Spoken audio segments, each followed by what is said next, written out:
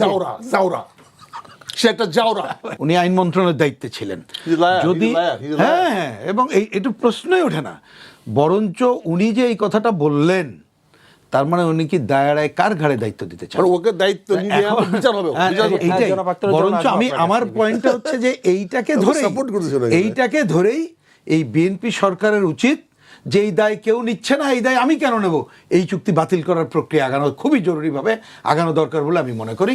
এবং এরাই জড়িত ছিল, তো ওই ইউনূস সরকারের সবাই এটার সাথে জড়িত ছিল, তাদেরকে বিচারের সম্মুখীন করা দরকার বলে আমি মনে করি।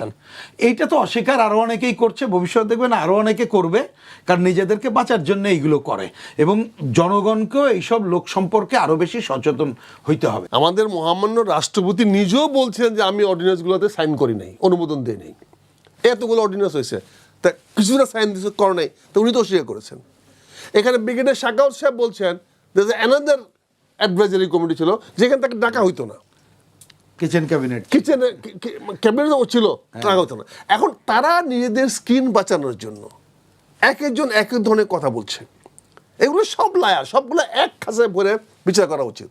এরা বিপ্লবের সঙ্গে বিশ্বাসঘাতকতা করেছে। আজকে আমার পান্না ভাই যে চ্যালেঞ্জটা দিয়েছে, জেনুইন চ্যালেঞ্জ দিয়েছে, বিপ্লব হয় নাই, কিন্তু এই বিপ্লবটাই হয়েছে যদি ডক্টর ইউনূস সাংবিধানিক পথে না হাঁটে যদি বিপ্লবের পথে হাঁটতো, তাহলে আজকে আমার পান্না ভাই এই চ্যালেঞ্জটা দিতে পারতো না। তো ইউনূস সাহেব তো হাঁটবে না, না হাঁটবে না, তো তাহলে হাঁটবে না বলে তো সে বেমানি করেছে, সে বেমানি করেছে, বিশ্বাসঘাতকতা করেছে। এই ডক্টর ইউনূস এবং তার গঙ্গরা এই জুলাই বিপ্লবের সঙ্গে বিশ্বাসঘাতকতা করেছে, যার জন্য আজকে আমার পান্না ভাই জেনুইনলি বলতেছে, আমি তাকে বলছি না, কন্ডেম করতেছি না, সঠিক বলছে সে, কারণ বিপ্লবটা আমরা দিতে পারি না, অ্যাবর্টিভ হয়ে গেছে। পার্লামেন্টারিয়ান শব্দ ব্যবহার করতে চাই, একটা এক্সপ্যান্ড করবেন কিনা জানি না।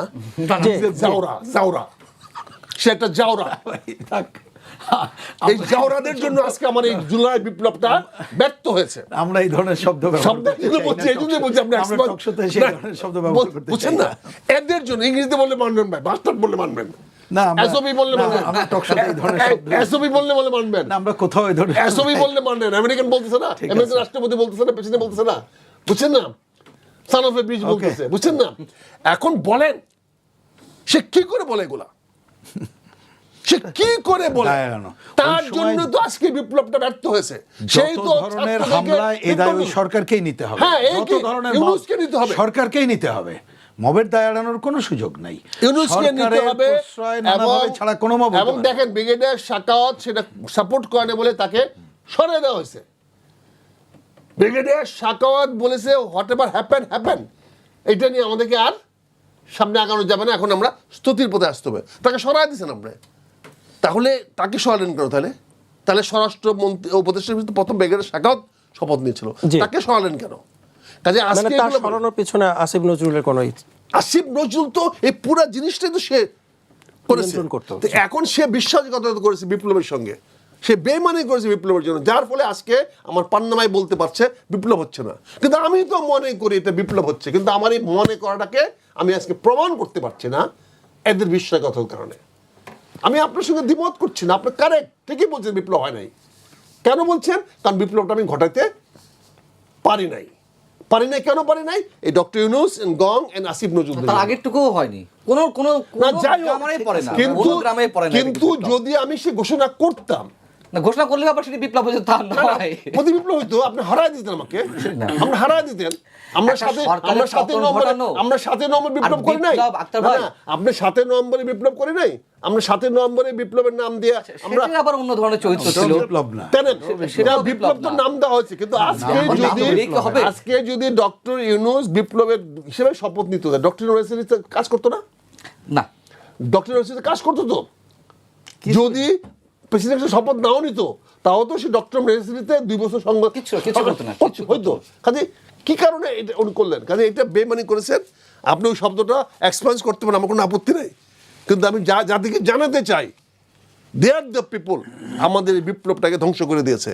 যে অর্জনটা আমরা 2024 সালে করেছিলাম, রাজনীতিবিদদেরকে ফ্যাসিস্ট না হতে যে মেসেজটা দিয়েছিলাম, সেই মেসেজটাকে ব্যর্থ করে দিয়েছে।